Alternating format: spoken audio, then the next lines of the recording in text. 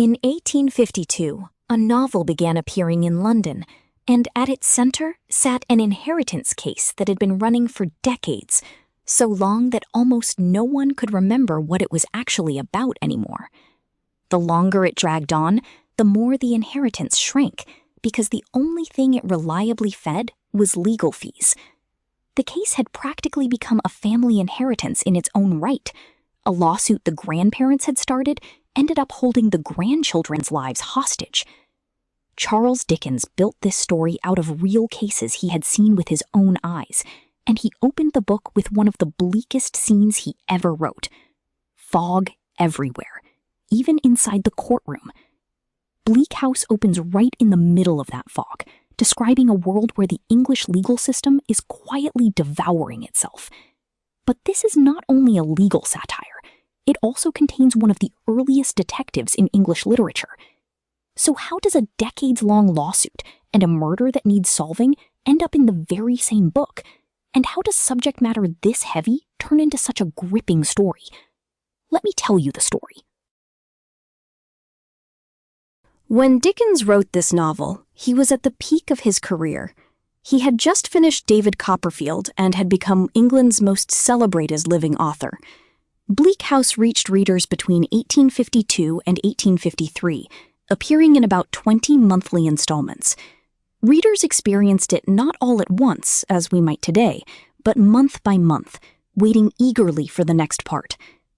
By this point in his career, Dickens had accumulated a sharp, detailed knowledge of how the Court of Chancery actually worked. As a young man, he had spent time around law offices and had seen the court's bureaucracy up close. His earlier novels had already touched on social injustice again and again, but this time he was aiming his fire directly at a single institution, the English legal system itself.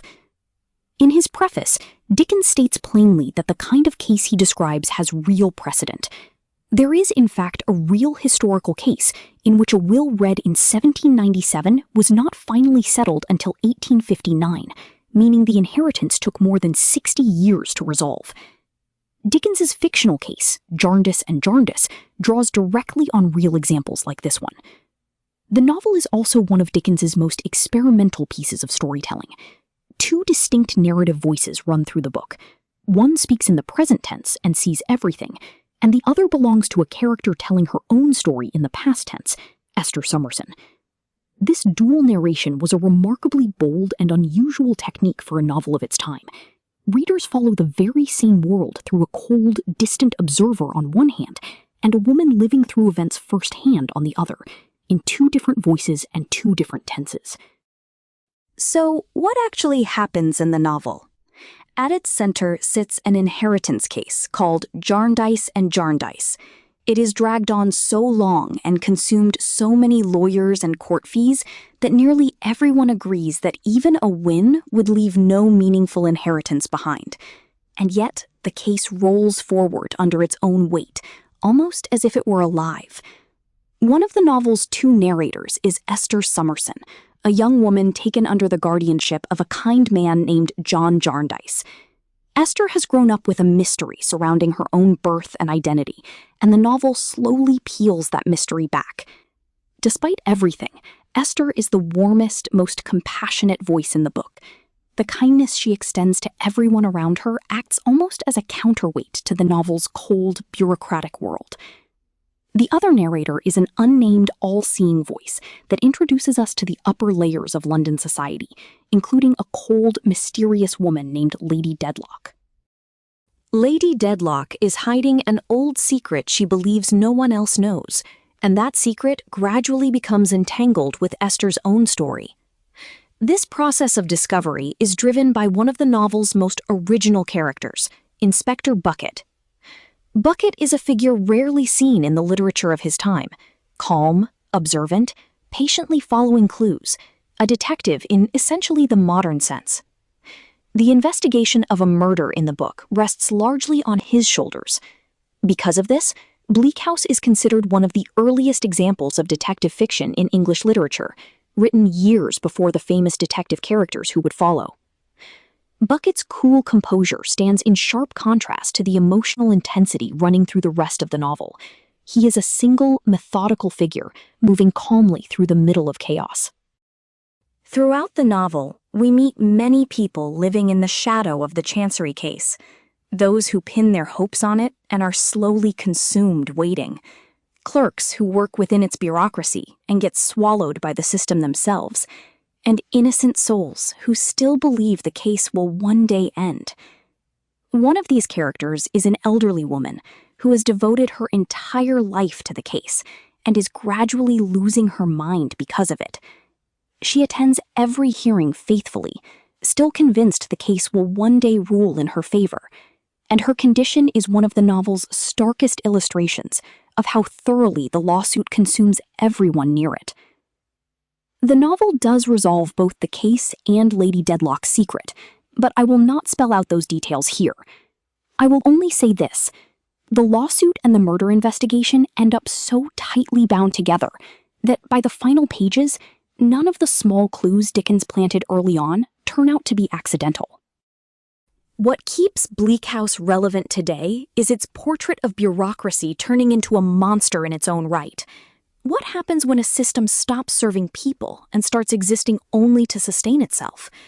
That question Dickens asked applies just as easily to courts, insurance companies, and any modern institutional bureaucracy you can name. The novel also matters as one of the pioneering works to bring detective elements into mainstream English fiction. A character like Bucket is considered one of the earliest signals of an entire literary genre that would flourish in the following century. On top of that, by weaving together two entirely different narrative voices instead of relying on one, the novel attempts something remarkably bold for its time. Bleak House is not only a social satire, it is also an experiment in what the novel as a form could do. While much of Dickens's other work leans heavily on humor, the comedy here mostly takes the shape of bitter irony, exposing the sheer absurdity of the system rather than lightening the mood.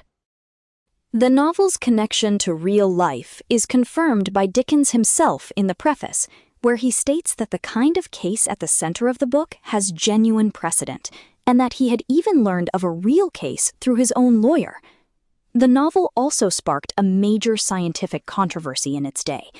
One character, Crook, dies of spontaneous combustion, in other words, his body supposedly catching fire on its own. Some scientists of the era, most notably the critic George Henry Lewis, argued this was scientifically impossible and criticized Dickens for including it. Dickens defended himself by pointing to real cases he claimed to have researched. The dispute stayed in the press for a long time after publication. The novel's critique of the Court of Chancery was not wasted effort either. Bleak House is counted among the works that contributed to the legal reforms England carried out in later decades. In other words, a novelist's imagination ended up playing a small but real part in reshaping how actual courtrooms operated.